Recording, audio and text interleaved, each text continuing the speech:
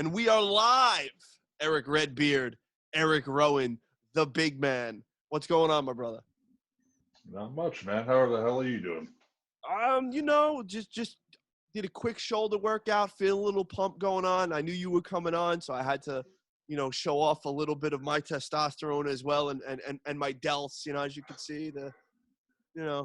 Who's got to put yourself over? That's the name of the game. I heard you say that you were going to be working out your delts, so I decided to go into the gym and just do legs.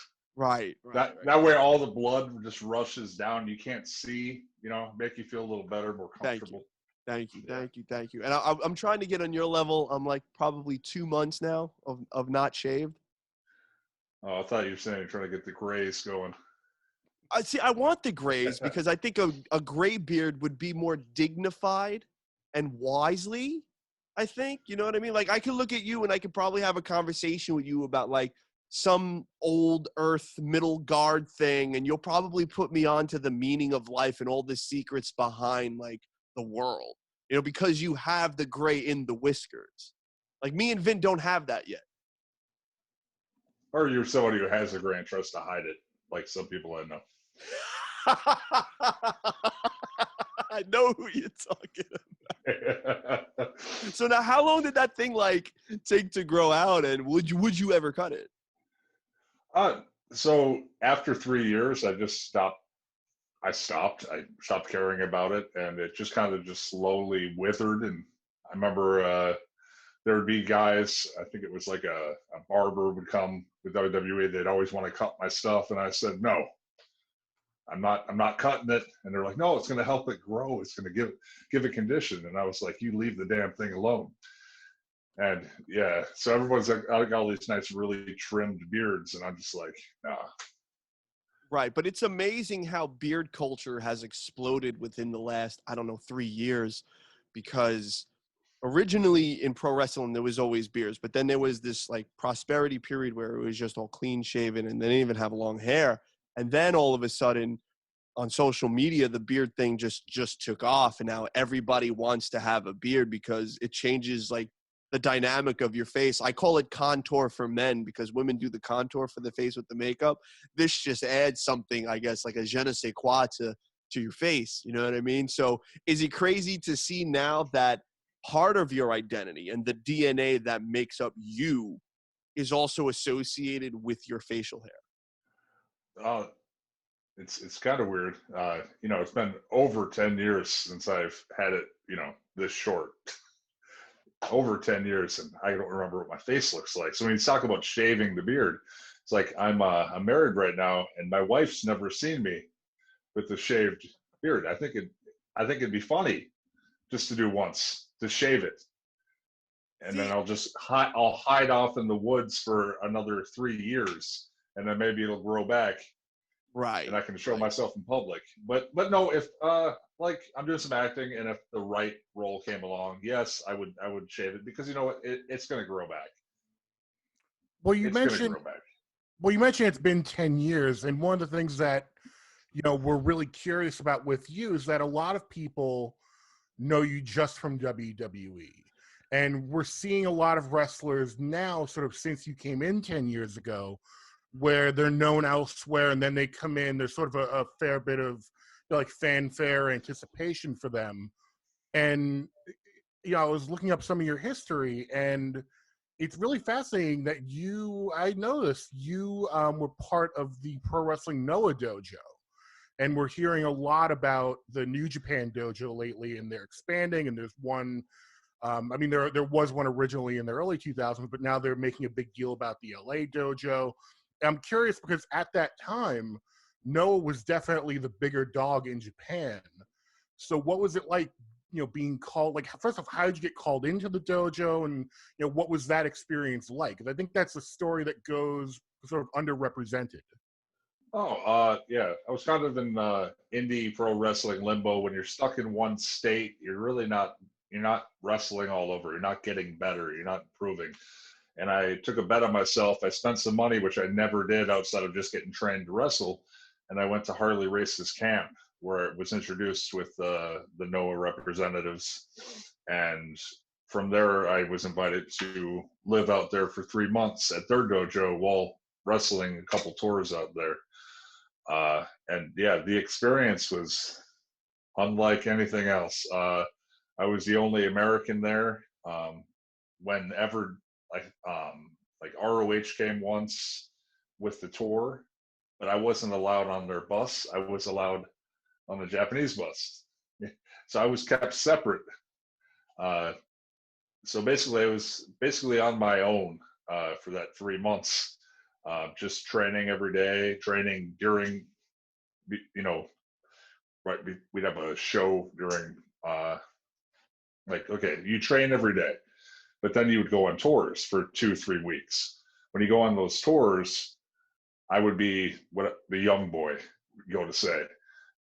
So I would be in the ring training before the show. So we'd get the ring set up and then we'd train in the ring, but then we would wrestle on the show. So it was a lot of eating pride and paying dues, which I think is long lost in this business. Because you do talk about people coming up and having a name these days, but a lot of these people that make these names, like there's a handful of them that have been through this stuff, and I don't think people can handle that. Like that paying your due it's very hard on your psyche, and some people resorted to hazing, which it's very PC. You can't do it these days, and I get that. It's a very catered to business now, in that sense. So I don't think legally standing a lot of those things would push through as far as paying your dues. So maybe I was just brought up in a different way back then, and it taught you to be tougher, I guess. I mean, hell, I remember some of those training in NOAH. We would do 3-minute rounds of shoot fighting, no punches, no kicks. But they wouldn't teach me any discipline. They didn't teach me. They taught me through me just going and doing it. So I would have to learn by watching how to improve, as far as like not tapping out in a fight. Like they would go at it. So you got to imagine, you get this I was younger at the time, and it's like I'm in the ring with these guys that know what they're doing, trying to get me to tap, like legitimately tap. So after 6-7 minutes of fending people off, you're bound to get a guy and he tap. I think I tapped out once, and I was the most defeated I've ever been. But then I had to think, okay, well, these guys know what they're doing. But it toughens you up real quick. Right.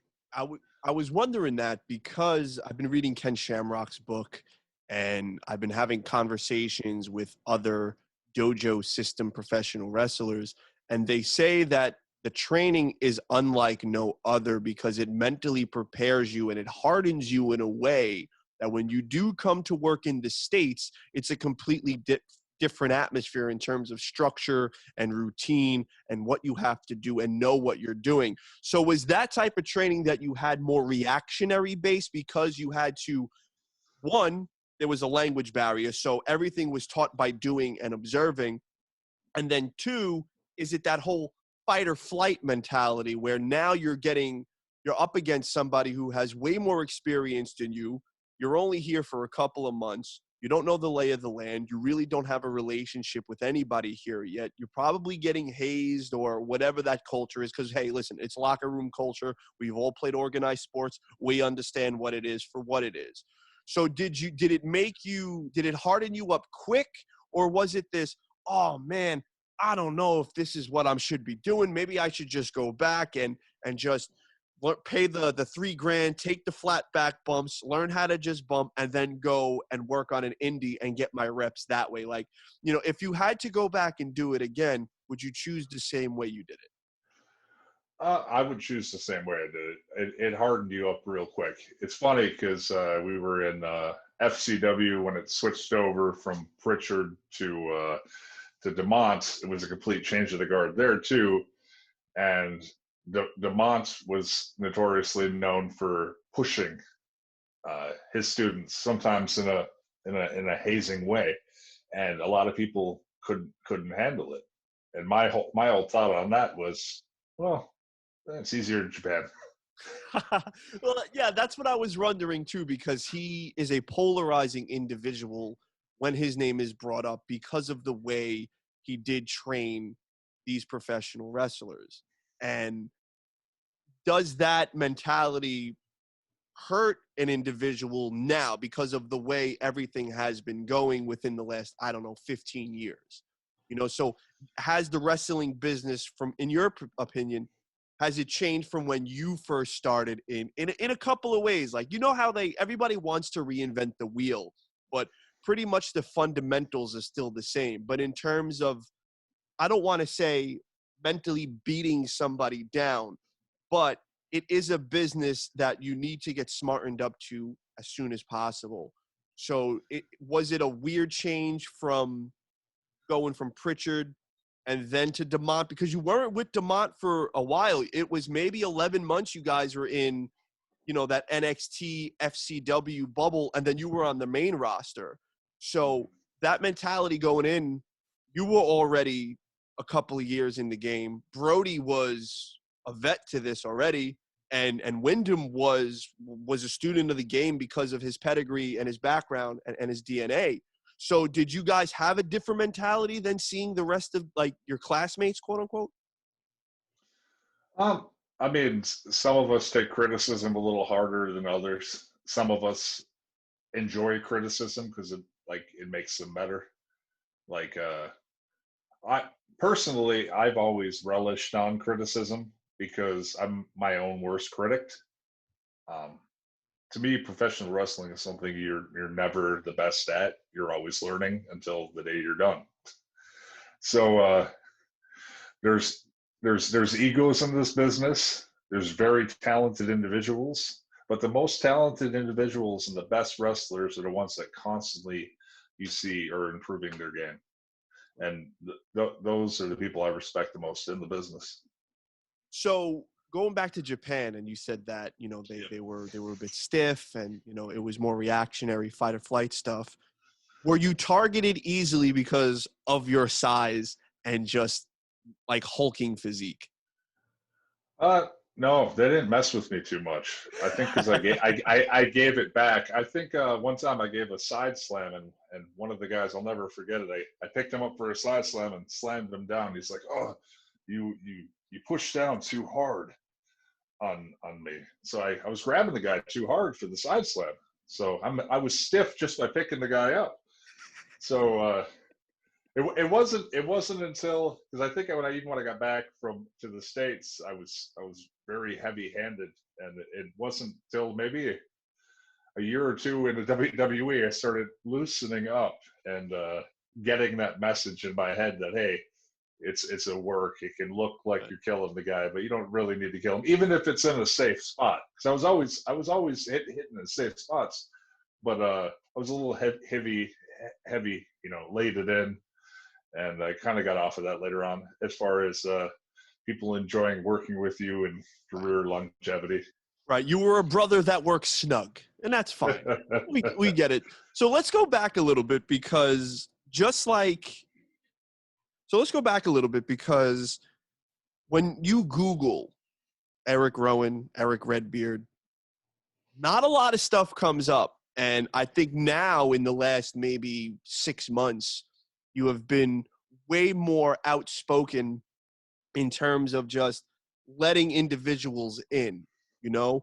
One of the things that I always commended about you and what you did is your testament to keeping it kayfabe as much as keeping it as kayfabe as possible.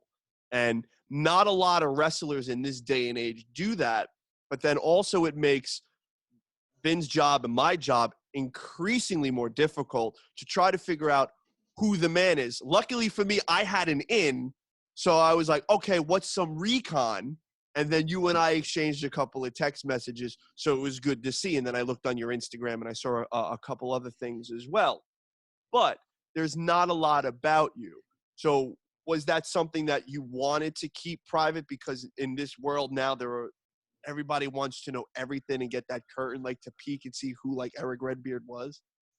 You know, it's funny. It's like as far as like the character I played on TV, he was never the guy who was going to be tweeting a lot. He was never the guy that was going to be speaking completely, from the heart about things. Because his whole life he was sheltered and taught not to be that guy.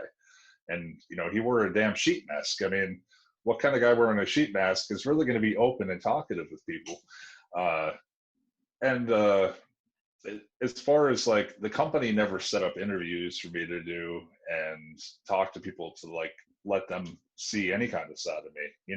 I was never a merchandise mover. I never had merchandise made, when I was there. So it's not like I was the guy to do that. I had a role specifically in the company.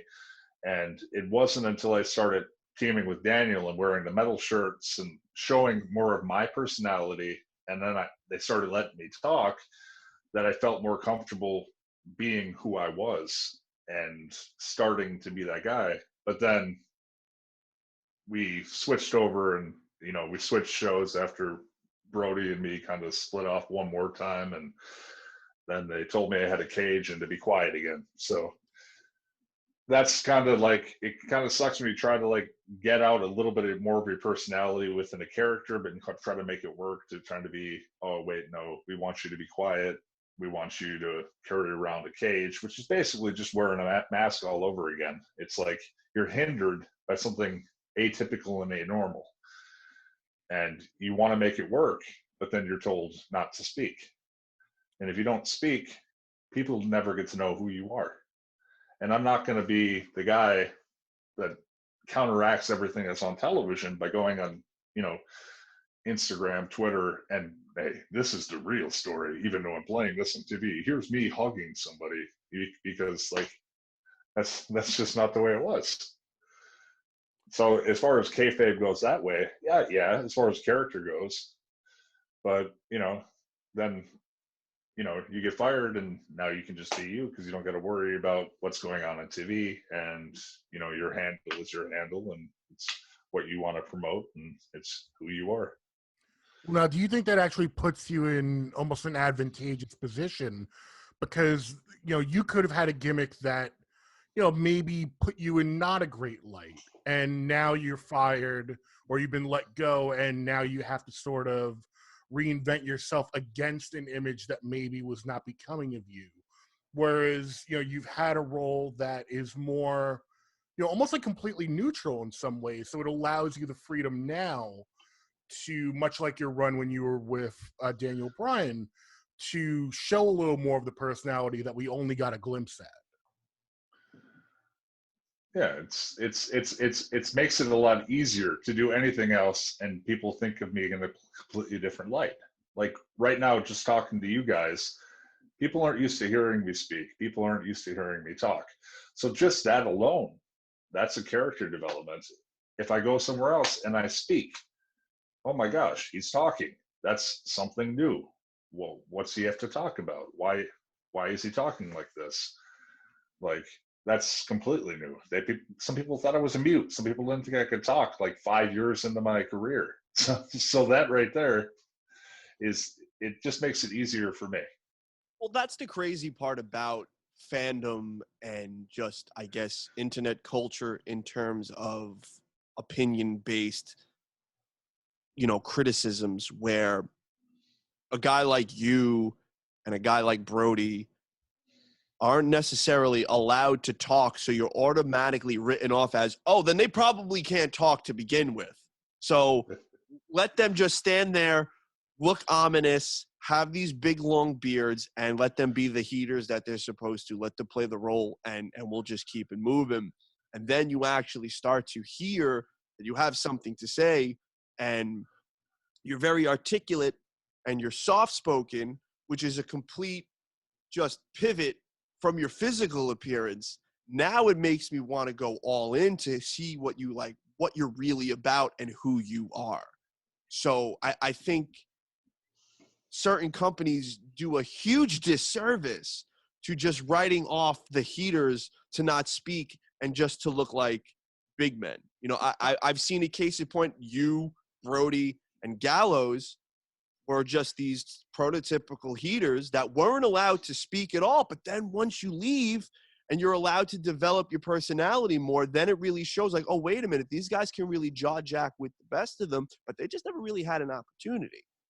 Well, that's the thing. Do you think there was sort of a missed opportunity at some point along the way where they could have had like a big reveal where, okay, something, you're in the middle of an angle and out of nowhere, you speak for the first time and it really pops the crowd because like Emilio said, it's like, oh God, like he's talking now and he's speaking in a way I had no idea that this was even going to happen. I thought they dropped the ball with Brody several times, with me several times, as far as making money for the company. I could care less about saying they dropped the ball with me being world champion material. It's a wrestling show. I'm there to entertain fans. I thought we both could have been utilized in way better. I thought when I started to get a swing with Daniel Bryan and Roman Reigns, and we brought Brody in, and then the draft happened, they could have put both of us on the other show and then had a story of us running muck over there so easily. There was no major heels on Raw at the time, but instead they separated us. They finally, which he wanted, they granted him his release, but then they stick me with the cage and tell me to be quiet. That is dropping a ball huge, especially when they have like a half-assed idea, which they make you feel good about taking. After 2 or 3 months, it doesn't happen. And then they say, oh, well, we don't know what it's going to be. And then you pitch numerous things, which I did, that I thought were way better. And they could bring out that personality and again that we had months prior so that maybe they could save that ball from being dropped. And at the end of the day, one person signs off on your paychecks, and he also happens to sign off on what was revealed in that cage. Right. Well, I think that's. Go ahead, Vin. I'm sorry. I was gonna say, I think that's. You hit the nail on the head, because when you look back and people might already forget that when you were with Daniel Bryan, there was a genuine feeling like, oh, when they split these guys up, like this is going to be a big moment for Erick Rowan, because like they're building to it. Like it felt like, oh, they're clearly building towards something. And then it just kind of didn't happen. Yeah. I mean, it's just kind of it's the business. The thing. That was what they wanted, and they had other plans. I'm grateful they kept me on television, the cage, whatever. It kept me on TV. It kept me going. So, but what is the mentality behind something? I don't know if you can even answer that. I don't know if any of us can answer that question. But you hear stories coming out recently, like with Miro, Rusev, and Rusev Day, and how that was just so unbelievably hot, and the man at the top of the company just looked at him and was like, oh, well, I don't know why the merch ran out. Maybe, but maybe we had something wrong with the shipment or something. No, it couldn't possibly be that this thing is so hot that, we're running out of merch and we can't make it fast enough. The only thing you can do in that situation is just prove them wrong. See, I genuinely believe that you had an electric car and that everything was biodegradable. And I would have loved to have seen, because I've talked about this before. I was like, I want him and Brody and Daniel Bryan to be this weird, heelish, recycling crazed guys where they would corner individuals and say, hey, you going to recycle that? That's biodegradable, right? Let me see your toothbrush. You should use a bamboo toothbrush, right? Like, I really wanted you guys to go above and beyond in terms of just being these bullies when it comes to talking about the environment, because I think that specifically at that time, that whole gimmick was so good and it was so smart, because that's who Daniel Bryan is. And then, they put you with him, and now there's like this really great dynamic and you're feeding off each other. And that's oh, sorry, I didn't mean to cut you off, but that was right around the same time Bryan was told not to talk about recycling because it was a political issue. Right. Because they've never ever done things politically. I'll never forget it. Then the heat, stopped being about recycling and started being about, oh, you people suck. Right. Well, in a weird way, it's what the best heels are, right? It's the people who are secretly, right about something. Oh, you're all wrong for eating meat and, not throwing out your garbage correctly. And it's like, well, yeah, he's kind of right. Like, yeah, we're in a very PC world. You got to be very careful about any kind of storyline now because it's easily offensive. Everything's easily offensive. Could you imagine there's just a segment in the back where he's sorting out recyclables, and let's just say an Uso or, I don't know, an Aiden English comes in and just throws out a piece of plastic in what he's recycling, and he just comes and just hits him with the clothesline real quick. And now you have this guy who's just he's crazed because there's no recycling going on. And it's like, oh, wow, a really different part of your character. But I don't want to focus on that too much. I want to go back into the past a little bit. I'll pitch the Singh brothers for that segment. Right, great. It would just softball them and just throw them, right? So going back a little bit, if we're in our way back time machine, you're a Minnesota kid born and raised, and what a great area to come from in professional wrestling. It has such a rich history, and one of your trainers was an absolute legend in the game that trained so many dudes. So what got you into pro wrestling, and was Ed Sharkey the guy that you were like, if this is where I'm going to go learn, this is who I'm going to go learn from? So it's funny. I started watching while I was playing college football at the U of M Morris, and we were getting like the pay-per-views. So my buddies, every Sunday, once a month, we'd watch pay-per-views, and then I started getting the itch, like this is cool. And he's like, oh man, there's gonna be a show. It's like right down like whatever. And I think Jerry Lynn had just won the WWF Cruiserweight Championship, so he was finishing up his obligations, and he was working the show for Eddie Sharkey, the MIW, the Minnesota Independent Wrestling promotion. And we went on down there. I paid for a picture with Jerry, of course, and that's how much I loved it. That was the only live show I'd ever gone to. So okay, and that was the one and only show I ever went to, until I trained and actually worked the shows. Went there and saw all the people wrestling, and Eddie was there and kind of talked about training, and I ended up quitting college. My mom was so happy. She's like, what are you doing? Well, I'm going to quit college, and I'm going to train to be a wrestler. It's like, what? Like I was going to be a junior, but no, I'm gonna quit to pursue this dream of professional wrestling.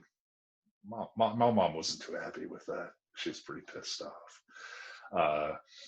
But I didn't go to Eddie right away. I went to a place called MPW. It was like a guy named Sheriff and Shifty, and it was just out of a little warehouse. You pay a little money. I think I paid a little bit down. I trained for 6 months, had my first match, and then maybe like 3 months later, they didn't want to pay me because I was still kind of like owed them a little bit, but then they weren't taking it against what I had owed them. So I ran into Terry Fox and Eddie Sharkey at a show, and they were like, well, if you come work our shows, we'll pay you and we'll train you for free. I was like, well, extra training with Eddie? Why not? So that's how I got introduced to Eddie. I like to say he really finished training me properly. What was your first wrestling name?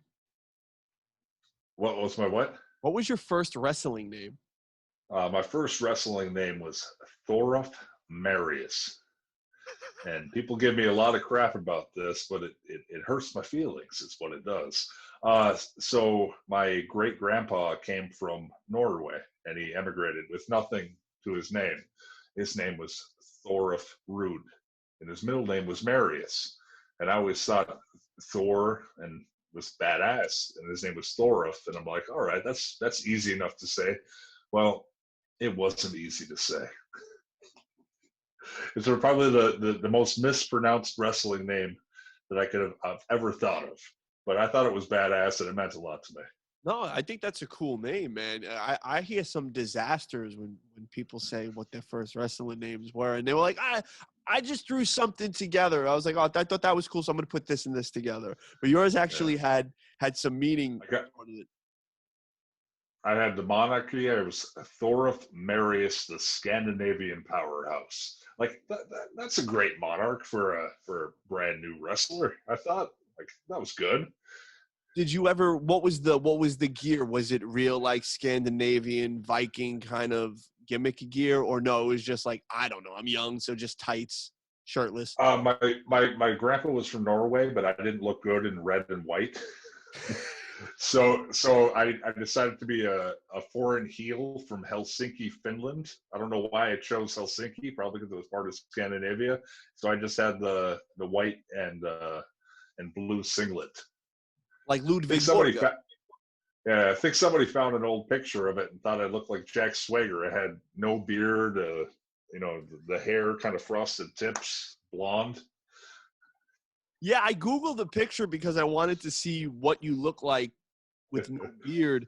And I saw like all these pictures, and here you are. You look like a blue chipper, man. Like, just jack, chiseled jaw, the frosted tip hair, and then you fast forward to the way you are now, and you're like, oh wow, there was like a real metamorphosis over time.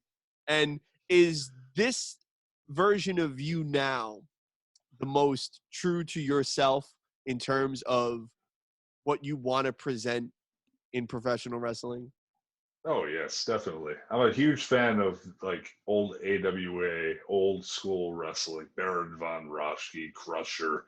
Like those were real men, real wrestlers back in the day. If only I'd started wrestling 20 years ago, I think I'd be well better off right now. Health wise and drinking wise, hell no. But But you're right, like the age of the big men, like you just go in with a big claw and grab someone's head. Why else do you think I use the Iron Claw as a finisher? Yeah, exactly. You got to do the tribute. Well, it's funny, earlier you guys had used the term heater. Like, oh, it's just big heaters in the back. There's nothing me and Brody hated more than to be called heaters. How many 6'8", 340-pound heaters do you know? Outside of you and Brody? 2? Gallows 3, I know. That's about it for me. Vin, do you know any heaters? No. I'll never be so mad as coming out at the Royal Rumble this year. I'm whatever. I'm 6 foot 7, 6'8", 330, 340 pounds, and I'm told you're going to be in there with Brock 101, fresh. Yeah. What do I get to do? Watch the tape. There's nothing more deflating than being told that that's what you're going to do. Missed opportunities. Right. But now to sort of, we've talked about your past and where you've been, and obviously situations right now, you can't really get a good handle on where you're going, but the pandemic aside, what are your plans going forward? Like, what's the image that you want to give off going forward? What are some of your goals over the next couple of years, sort of outside of where you've been? I like disruption. I like not necessarily chaos, but I like to make statements, and I love wrestling. And I can only be away from it for so long before I just explode in my head and I need to get out there and do something. Where that will be, that's COVID's decision. Right. But let's talk about the NXT, the FCW stuff when you got signed, because I love the come up story. Brody talked about it when he was on here and what you guys really did. So like the first time you got signed, like, did you think like, all right, this is it. I'm going to be here. I want to work here. This is what I want to do. Or were you like really happy doing what you were doing in Japan? Like, how does this come about? Because you're doing that in Japan and then you show up on WWE television.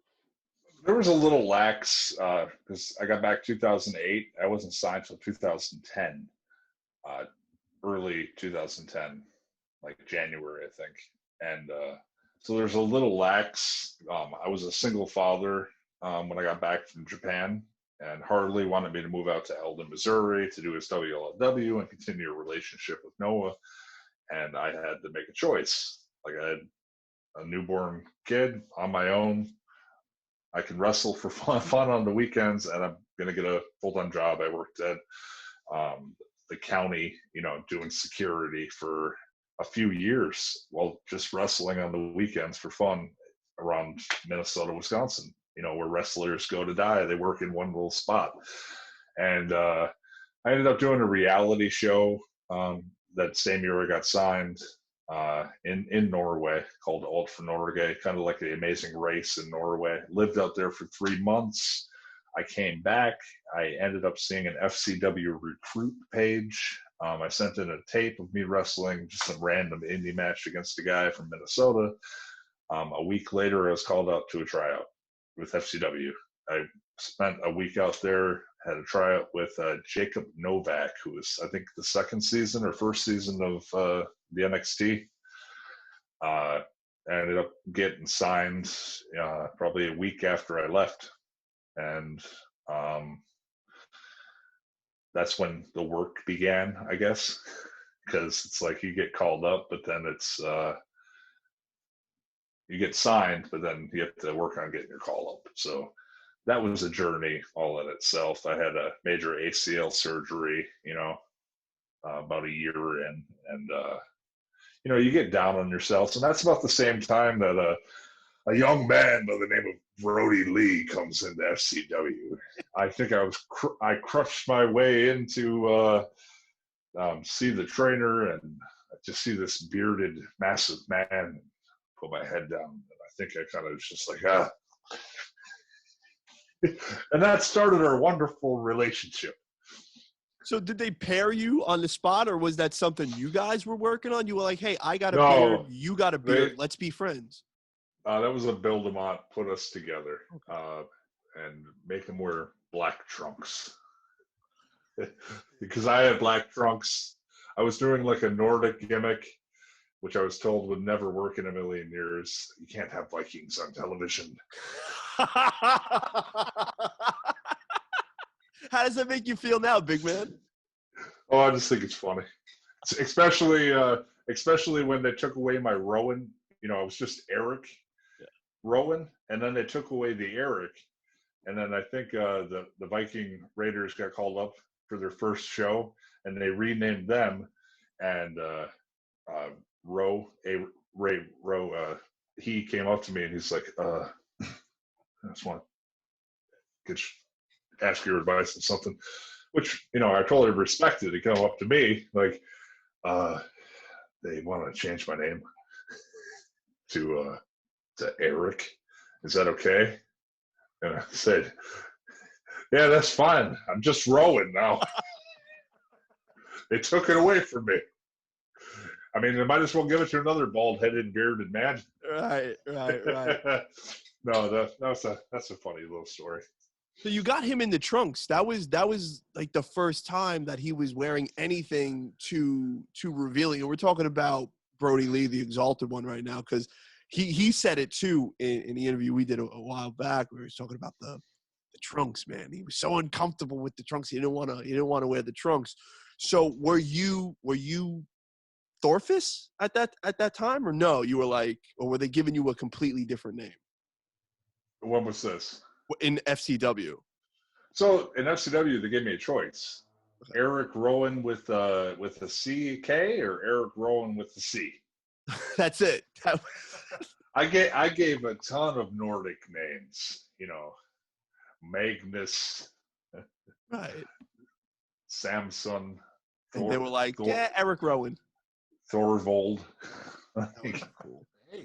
So I gave all these different Scandinavian names, and they went with Erick Rowan, which I didn't even pick either. I think I picked Eric as like a front name to something, but I never picked Rowan. I don't know where that came from. Right. So now, how is the relationship when you guys started to tag? Because you were a singles competitor in the Indies, he was a singles competitor in the Indies. How did it mesh? How did it gel? There was always kind of like he always in the beginning was always like I'm gonna take the hot tag kind of thing, or like I'm gonna take the comeback, but that's just so he can cut the guy off to give him his finishing move. Like I knew what was up. But we butt heads a little bit with that. I was like, this is an even team.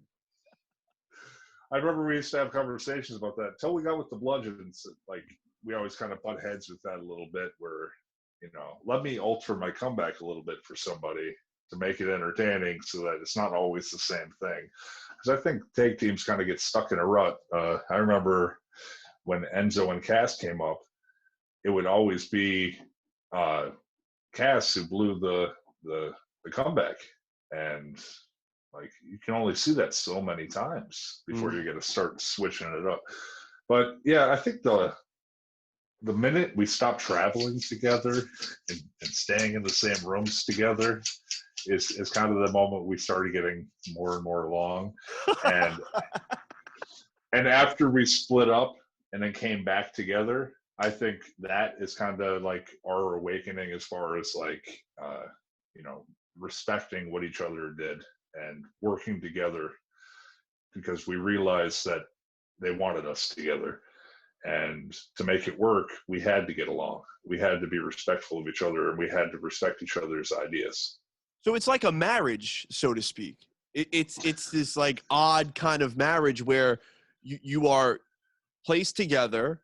Now you got to start to work together. You have to figure out, okay, how do I respect this person's wants and needs, and how does he respect mine, and how do we coexist together as a team where we still can both get our stuff in and still look like $1 million, but also make it about us. So what was one of like the first, outside of like the comeback spots, what was one of the like more rockier like issues where you guys like had in the back, and then you had a couple of drinks and it was all sorted out? Like what was like one of those, maybe it wasn't even huge, maybe it was just like a minuscule little argument, and then it like turned into like this big gamuria?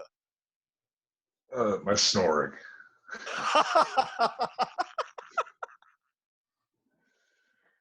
Well, I remember I shared a room with Wyndham once, Bray, and in the middle of the night, I guess he threw a pillow at me. I caught it while I was sleeping. I don't know how this is possible. And I sat straight up and I said, "I'm sorry, I just can't help it. I'm snoring."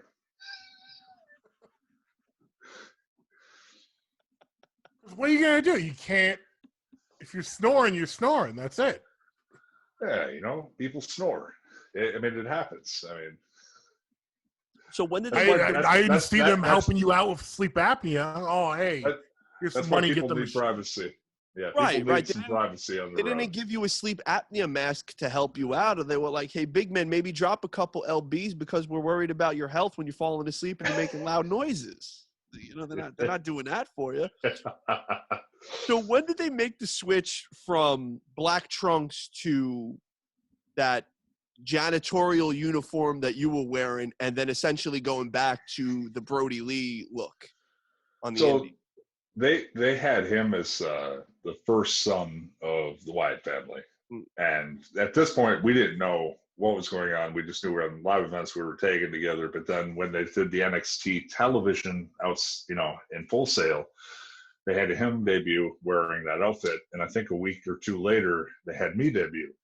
Well, the day they had me debut, it was kind of last minute, like, "Oh, we're going to have you debut." It's like, well, what am I going to wear? Like, I'm going out, to wrestle today.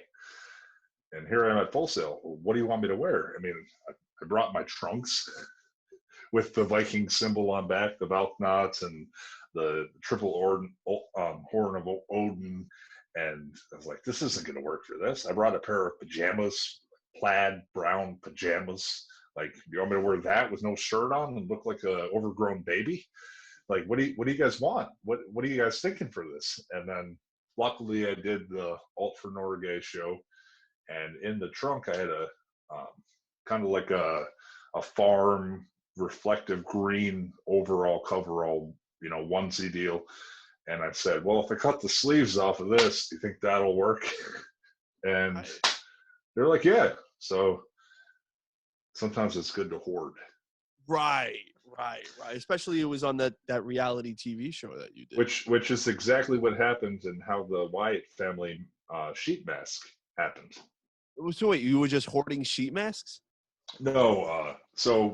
Before we debuted on TV with the Wyatts, Dusty Rhodes was trying different kind of gimmicks and stuff, and Bray had handed me like a clown mask, a pig mask, some mask that was clearer, so I cut off like the top part, kind of put makeup right here, just like different kind of looks where just wear pajamas and just sit in the background of his promos while he talks. It's like a family member, like the weird Texas Chainsaw family kind of characters. And one of them that he had was just a store-bought party supply sheet mask, just a really, cheap plastic mask. So I tried all of them, obviously. Dusty Rhodes had said, no, we can't cover up that face. You look like you're a serial killer, a murderer. We can't get rid of that. That's money. And so I just took all the masks and I just chucked them in my trunk. Well, fast forward to like 5-6 months later, 7 months later, we're filming our first vignettes with Chris Chambers in Florida. And Dusty was there, but he was kind of just overseeing. He wasn't, filming the stuff. Well, there's my chance. Hey, I brought this mask, this sheet mask. How would this look in the shot? We did it in the shot, couple without, couple with. That's how that worked. Good to hoard. That's the money maker, Daddy. You got to put the sheet mask on your face. You got to. But look, just pieces that come together. I love it, man. But that is the most, I think that's the way it's supposed to happen because it's super organic in that way. I thought it was just something that they threw together for you. Like, here's your fit, here's your accessory piece, figure out how to do it yourself.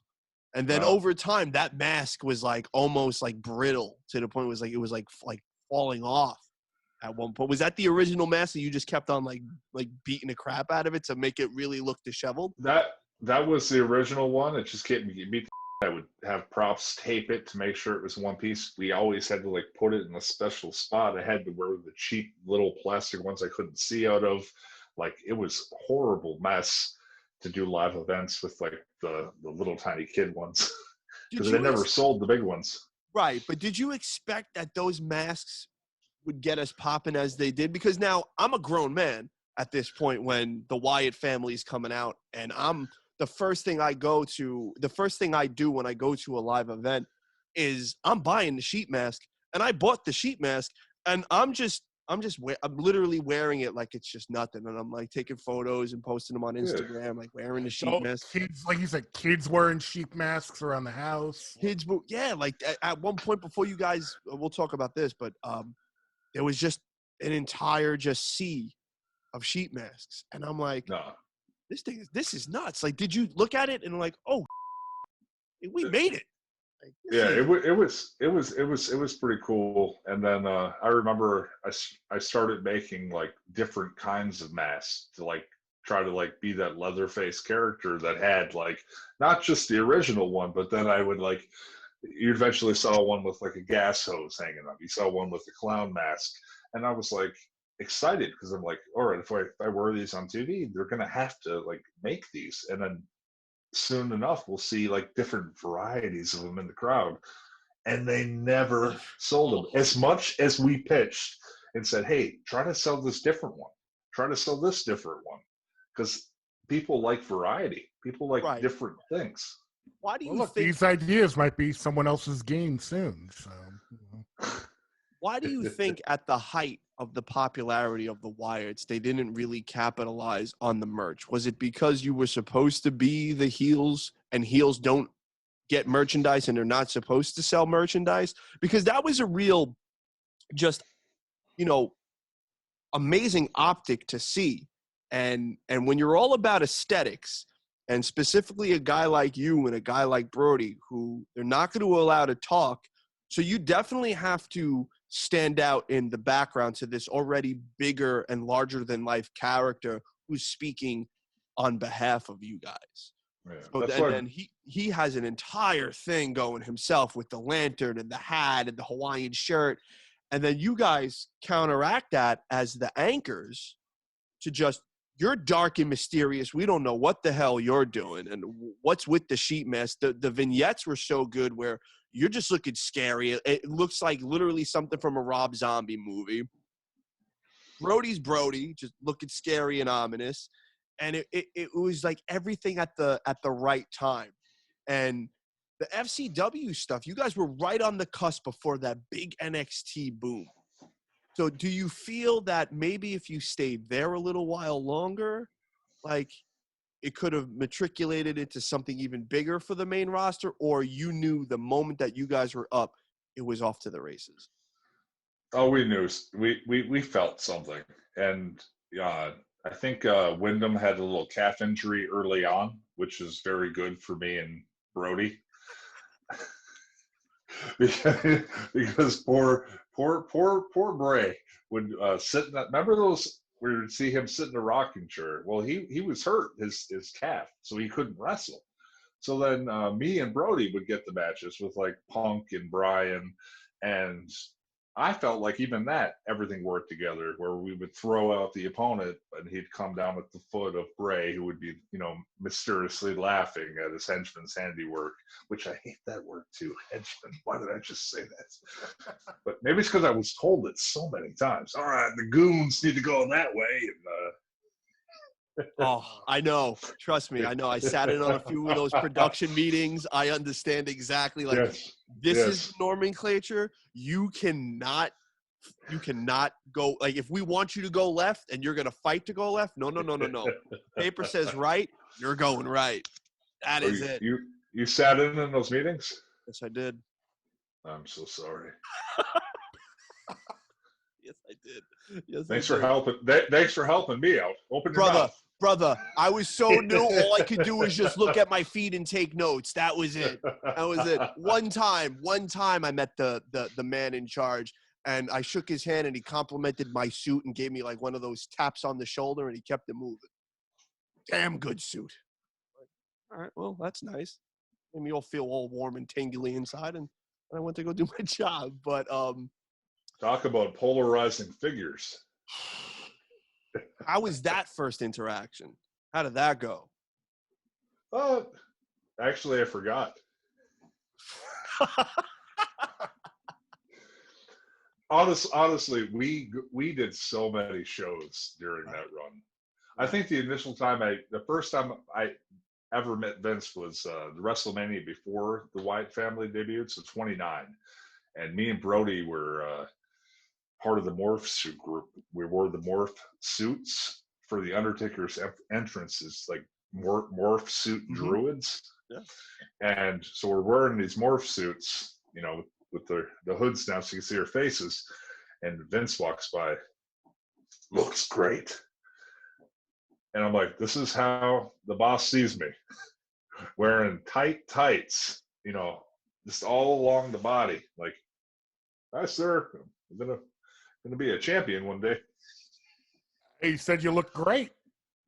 Hey, listen, he said it to the group. Hey, listen, to get that type of compliment, like you feel all right. Like, hey, okay, cool. I kind of did something right, and I'll never forget it too, man. I remember the exact suit I was wearing. I remember the tie and the hanky. I to this day, I will remember that forever. I even took a picture afterwards. And then I sent it to a couple of friends, and I was like, this is the suit that got the compliment. And I did like the cheesy wink and smile. I don't know what's worse, what's better, the compliment or the what did you just do? Oh, yeah. How many times you got that too? I only got that once. Okay, good. And then I think it was just to tighten up. Like I did something sloppy in the match, and he said, "Tighten up, like just like get together." And then the next day, like, "You killed it, great job." So it's like, night and day. I think I worried myself half to death because he is so polarizing. The crazy part about the Wyatt family come up was you guys were only in. Well, at that time, it's developmental. Now it's third brand. But you guys were only down there, 12 months, if that? And then you're on TV? I was there a couple of years. Like, right. I was hurt for 6 months of it, though, so I can't really count that. Right. But the stuff that stuck, and was like when you're wearing the sheet mask and you're wearing the uniform, it was in and out.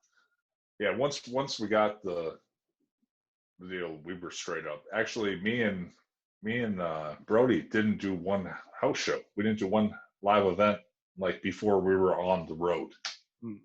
That never happened before. Usually they gave the guys, like, if you're going to go up, they'd say, okay, well, we're going to try you on a loop and we're going to see how you work in front of a crowd, on a non-televised live events. With me and him, they never did that. They're just like, all right, you're on this group, here you go. That's cool, man. But that also says a lot about what you guys were doing and what they had planned. Brody was telling me he was on the couch at home watching Raw, and then the first vignette happens, and it says debuting next week. What was your reaction to that? Like, because they didn't tell you guys. So how did you find out? Where were you? Like, were you home watching TV, or did you just get a phone call? Like, and what was the initial reaction? Was it like a sign of like, whew, all right? I was the same way. Actually, I was taking out loans at the time that WrestleMania 29 happened to support the family that was living out, because they weren't paying much of anything to be out there this is like a weekly stipend of like $750, and to live off that with the whole family and pay taxes, that's nothing. And so like I'm starting to take out loans, and I'm like, I'm not going to last more than 6 more months of this before I got to quit and get a real big boy job. So it was quite the blessing to get the call up that, quickly into it. Right. So like looking back at that first like run, what was some of the things that stood out to you that you really loved? Like that really stood out to you, and you were like, that would still to this day give you the goosebumps? Definitely when we would enter and the lights and people would sway back and forth, and then when the lights would come on, and the reactions then just seemed bigger and more involved. The fans seemed more involved than they did towards the end before COVID hit.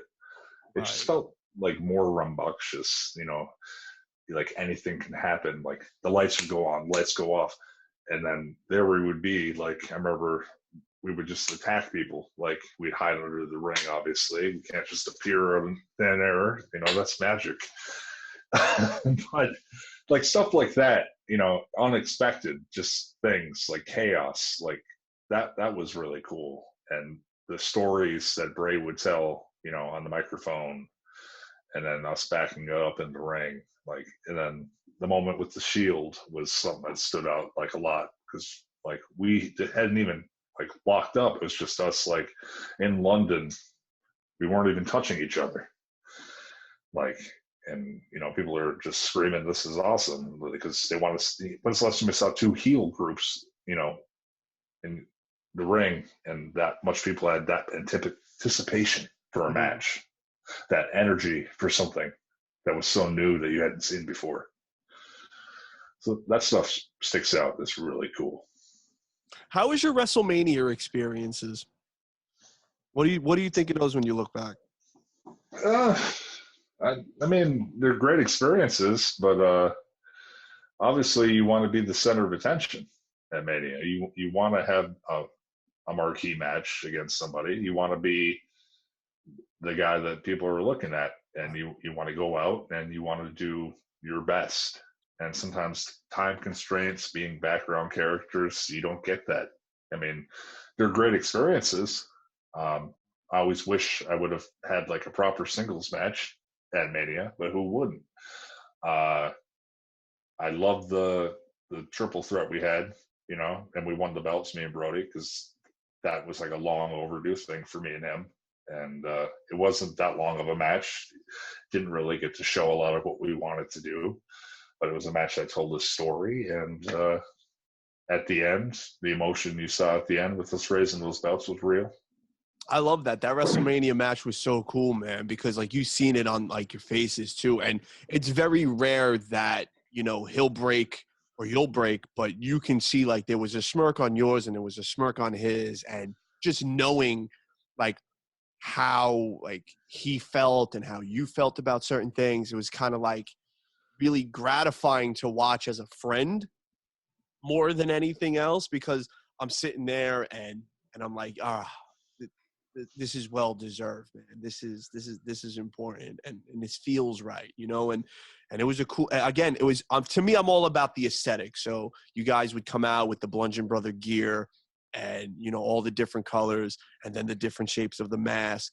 So then you would do that, and then you guys go off and you do your own thing now, and now you're carrying the case and the cage or whatever, and now what happens when you get that call and it's like, hey, best of luck on your future endeavor? Like, what do you think? Like, because a lot of guys can flip it and they could say, hey, I'm grateful for X, Y, and Z because they did this, and this for me.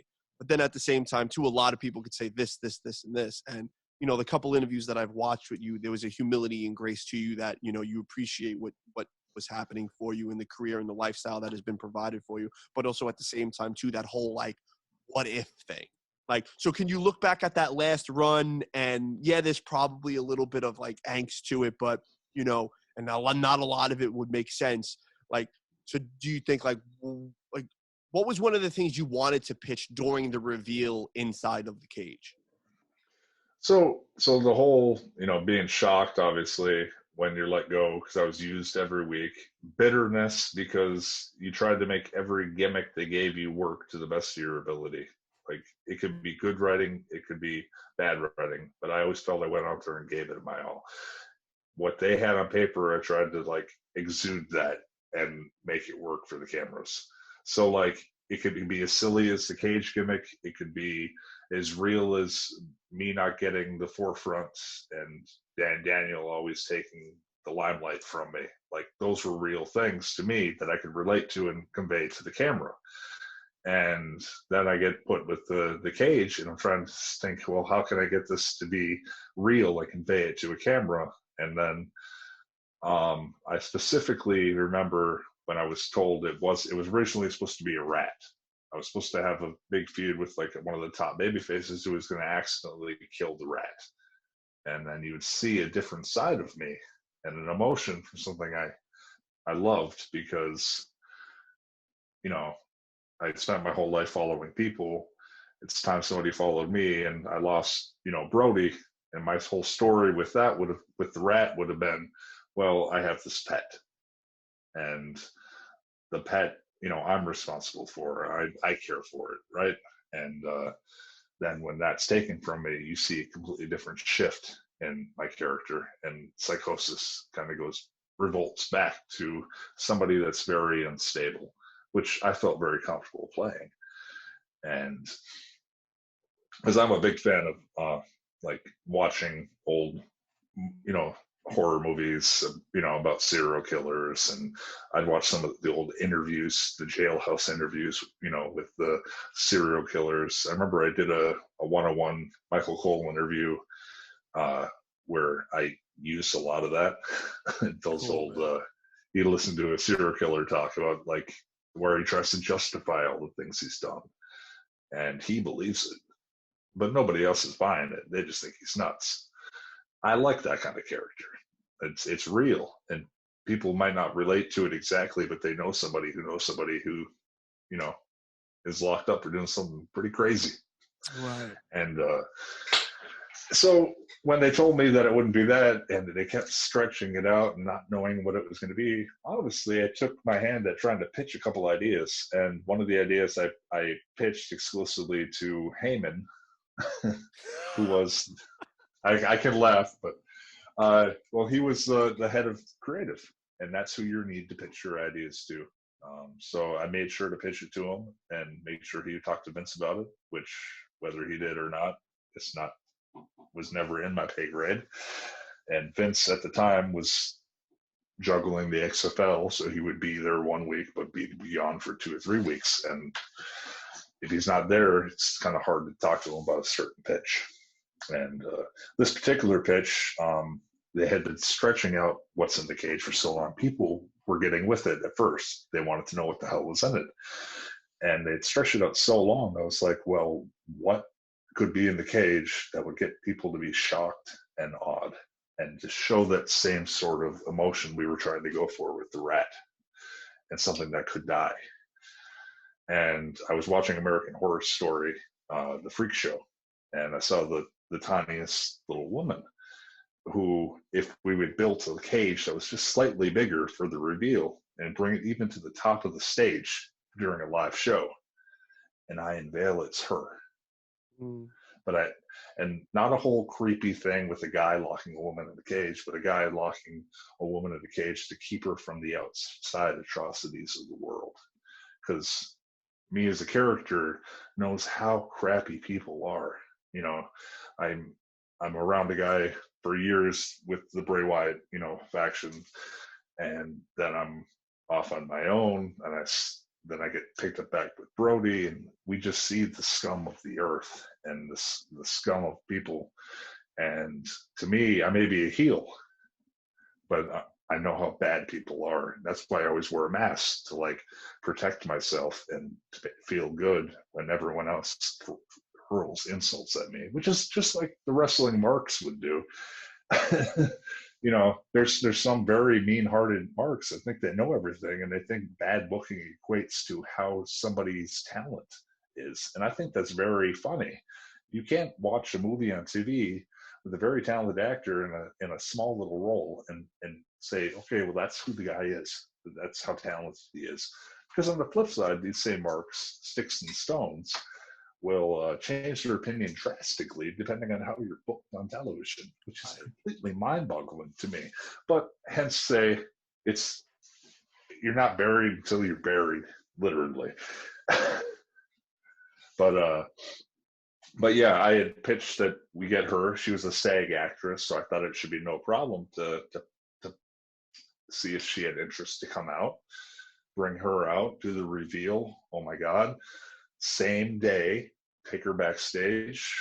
I could film 2 or 3 weeks of television with her. That same day, we could kill her off. Television series. That's what we are. You can actually kill a character. She'll never come back on the show because she is not a wrestler. There we go. There's that emotion. There's that different side of me. And then we can continue on. So I pitched that, and he loved it, he said. And then when it came time for Vince, he said, well, he wants it to be a spider. And not the same. Not the same. Like the way you told it, I was in. Like a tragic play.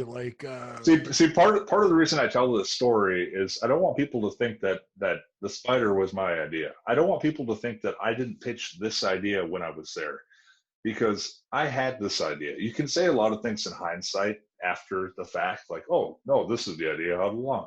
I pitched this idea to him. I texted him the idea. I have proof that I gave it to him. And that's where this little bit of bitterness comes from, when they just let you go, is because people never see that you fought till the end for your ideas. And this is so many of the guys, that are so talented. And Brody's being one of them that pitched until the day he was gone. And even after the spider was revealed, I pitched the day after, because I knew how fake it was going to be, because I wasn't told that it was revealing it till halfway through the show. And my thought, obviously, was this is completely fake. This is going to be, quote unquote, stupid and a letdown. So the day after television, the week before the next Raw where Drew had killed said spider, I sent one more pitch in a last-ditch effort to Mr. Heyman, and that was that it wasn't going to be a spider. It was going to be the worst fears of whoever I showed it to. Oh, wow. So Mojo is the only one I had showed it to previously. And this is what I pitched. This is what I wrote down. And I said, since I showed it to Mojo, he freaked out. You're sick, ran away. That was his worst fear. What was it? We don't know. I showed it to an extra. He started bleeding. Maybe his worst fear was blood. Then I showed it to them. It was a spider. Maybe all their worst fear was spider. But I knew that because that's what a sick person does. He gets underneath people's heads. How many stories could you tell with a heel going to a babyface? And in order for that babyface to win, they must confront their fears. And that's infinite possibilities, literally. And I was watching a lot of the movie It at the time with my son, the new one. So yeah, that was in my head during that. But yeah, so I pitched that, and then the whole thing with Drew happened where I was told not to get any offense on him, to have him kill the cage. I went up to Heyman. I said, hey, man, I feel really bad. None of my ideas worked. I pitched. Like, I tried to make whatever you guys had work. I knew it wasn't going to, but I pitched more. But I feel down on myself because I'm a professional. And when you're pitching and you're putting your heart into a product, I said to him, am I okay? And he's like, no, you're in great standing with the company. Then 2 days later, even after that, I pitched to one of the head writers, not the head creative now. I went outside of Heyman and I said, okay, maybe we can make something of this. And then I did one last ditch plea as to, I think Riddick Moss was the 24/7 champion. I pitched a whole long thing where I start breaking down, losing my. People are making fun of me because I had a fake spider. In my head, it was real. To me, it's crazy and off the wall as that sounds. So I said, why don't I just start beating people up every week backstage until an authority figure comes and says, you're going to lose your job or you're going to go to jail unless you stop this. So what would any bright-minded professional wrestler do in this situation? He would grab a referee, beat the out of the 24/7 champion, and take that title and proceed to beat the out of somebody backstage with a referee in his presence, just saying it's for the 24/7 title. Well, he beats the crap out of people to get through his emotions. Oh. See, these are all really good ideas. I don't. But then I was told that they were trying to get over Riddick Moss as the 24/7 title champ, even though I rebutted and said this would happen over weeks, and how better of him to finally get his retribution on me by challenging me to a match with rules for the 24/7 title and then winning, because that's what a babyface would do. He wouldn't fight you dirty, he would fight you clean to win. So that would have built both of us at the same time. And then I think I watched on TV a couple weeks later, and he ended up losing it. Gronk won it. So it's what it was. I fought till the end. I have a very creative mind that just keeps going. So I don't get how you could. I don't mean you as in you, just the company in general. How you could see an angle like that not work, and then not go, oh, well, he had an idea. Why don't we actually try that idea he had? I don't think those ideas got in the right head. And I think ultimately that was it. And I don't blame anybody. I just want people to know that I tried. I tried the best I could. And it took me a little while after getting let go to get over that and come to terms with that. Because when you're so passionate about something and somebody tells you, you're not good enough, that's basically when you get let go. That's what it comes down to. You're not good enough. We don't want you. I mean, there's no goodbye. You can say future endeavor, but it's just goodbye. And when it's during COVID, that makes it that much worse to me. And that's where that bitterness came from. Luckily, I got a call a couple days after I got let go to be in a movie, and that was the creative outlet I needed and the confidence booster I needed to know I'm going to be just fine. Could you tell us a little bit about the movie? Yeah. Actually got a call the day after I got let go from David Arquette, who just had a great documentary come out called "You Can't Kill David Arquette." Cheap plug. But yes, he'd give me a call. They were filming a movie in Arkansas called Ghosts of the Ozarks that was postponed a little bit due to COVID. But the whole time they were, the first time he read the script, he had me in mind for this role. And it was a bigger role of the brother of one of the leads. And it had a lot of range to it. It's not your typical big guy role. And I jumped at the chance, obviously. I mean, who wouldn't? And the fact that you go from certain things in your life that can seem like major negatives at the time to having a whole world opened up to you in an instant is really eye-opening, and it's exciting and it's scary, and it's not just that you did it yourself or put yourself in that position, which you did over time. It's that reminder after hitting such a low point that, hey, someone out there was thinking of me in this way, that an opportunity presented itself to you. And doing that was probably one of the best experiences I've had in the entertainment industry, period, as far as being rewarded creatively and the feeling you get, on set of putting in the work and doing your job. The writing to this is incredible, and people are really going to love it, and people are really going to see a different side of me completely.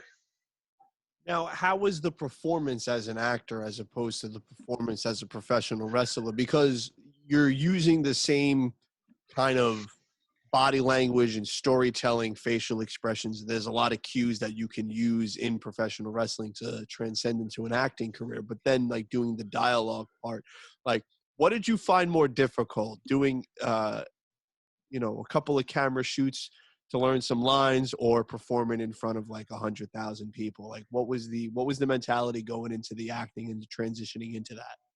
It's way more intimidating to perform in front of the camera, not the crowd, especially if it's a very emotional scene where it's go. And it's different than wrestling, because wrestling, you have the crowd to feed off of. In these scenes, you have to get lost in the scene. You have to feel in the moment with that one or two people in the scene across from you, and you have to be you put yourself into the shoes of that character completely. You have to build a whole backstory in your head about who that person is and how they're feeling and why they're feeling this way. And you don't even think about how to act. You just do it. And when it all comes together, it's probably the most rewarding experience anybody could have. I'd say it's more rewarding than wrestling when everything just comes together. So when is this scheduled plans, or it's just in the editing process? Like, when does this release? Right now it's in post-production, so they've got a few more months left of it, so probably early 2021. I look forward to it, man. I'm excited to see this now. Like, I want to see you, like, do it. Do you consider yourself like a Brando? Are you a method actor now? No, I'll never be a method actor. But I do take quite a weird time to, like, it takes me a lot to to prepare. I think I over prepare. Good thing.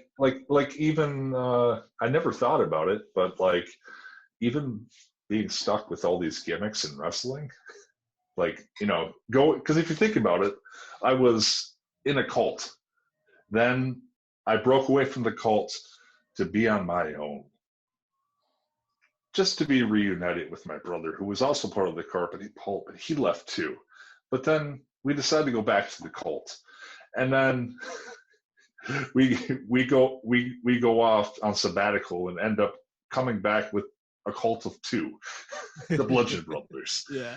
And then I go on sabbatical and he goes on sabbatical, but I show up as a eco-friendly warrior with Daniel Bryan.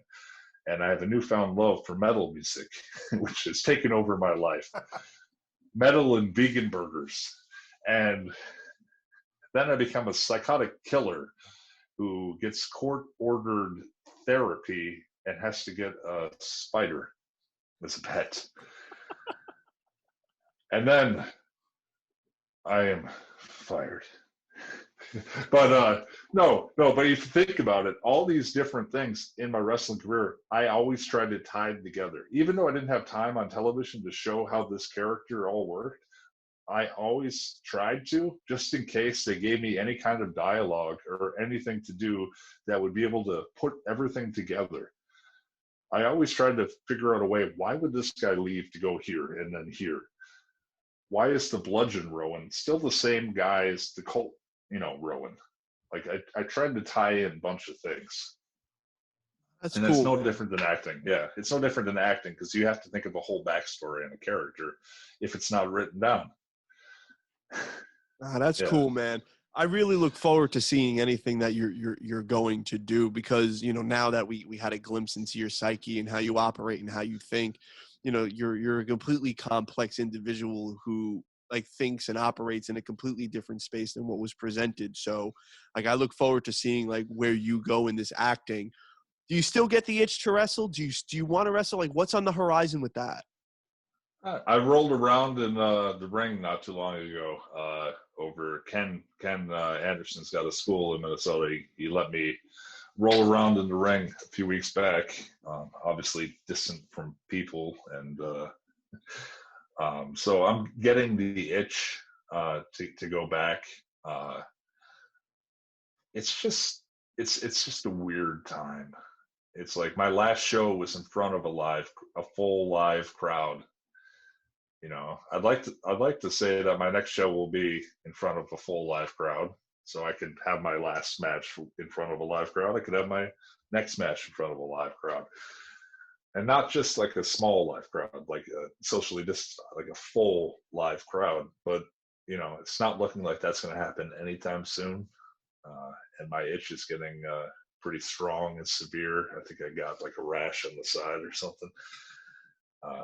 Might have to get another tattoo or something because to fulfill that itch completely. But yeah, man, definitely getting the itch because that is obviously my first love, and wrestling and acting go hand in hand. Who says I can't do both? You can do whatever you want to do, and I think this pandemic has proven that. I know me and Vin have been proprietors of that mantra for a while. If you dream it, you can achieve it, and you can do it. I could keep going all night, but we're going to cap it right here. I just want to say thank you for taking the time out of your schedule to chop it up with me. Brody and Ator have said amazing things about you, and it all rings true. You mean Big E? Yeah. Yep. Mr. Cameo himself. King Cameo himself. He's the one guy that always makes fun of me for the way I pronounce things.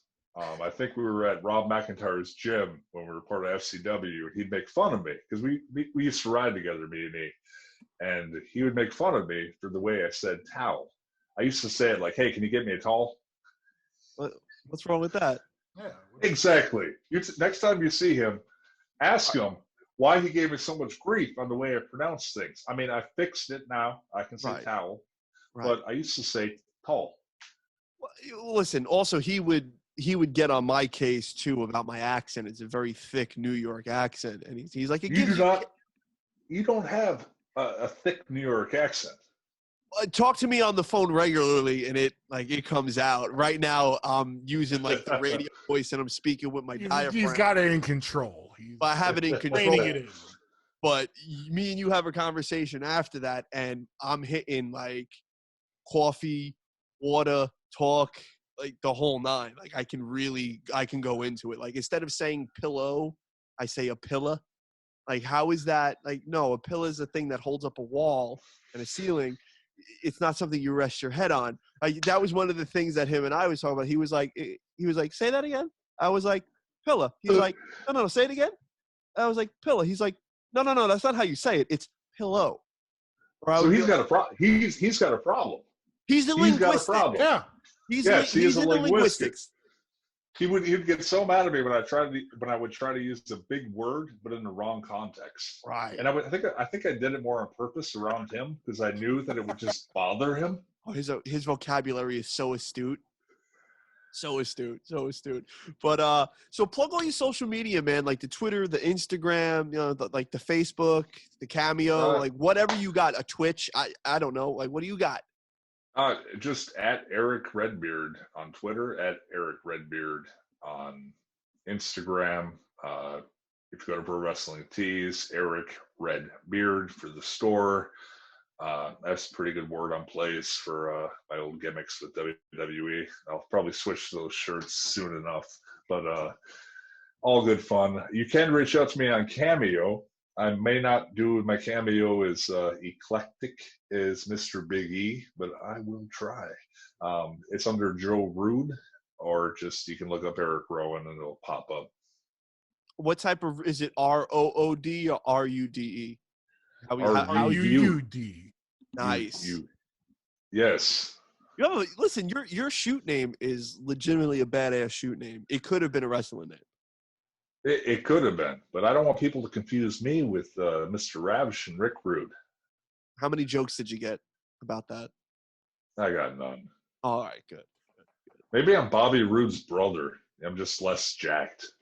Could be. You never know. In this world of professional wrestling, you never know. But big man, I legitimately appreciate you kicking it with us for as long as you did, man. You didn't have to do that, but you did. You're a gentleman, and our home is your home. If you ever want to come back and hang out again, please let's do it. And you and I, we gotta go see him. We got a bro thing. We gotta go see, if they ever do a reunion show, we're there. For sure. Maybe we'll get you a heartogram tattoo as well. Nah. Erick, thank you, man. Yeah, thank you. Thank you.